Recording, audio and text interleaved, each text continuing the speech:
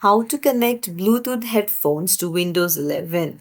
Hey everyone, welcome back to the channel. If you are new here, don't forget to hit the subscribe button and turn on the notification bell to not miss any updates. It's really simple to connect your Bluetooth headphones to your Windows 11. You just need to make sure that you have toggled on Bluetooth on your Windows.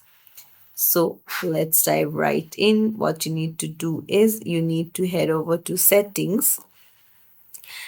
On the left hand side, go to Bluetooth and devices and then make sure that your Bluetooth is toggled on. And then you can tap on add device and tap on Bluetooth.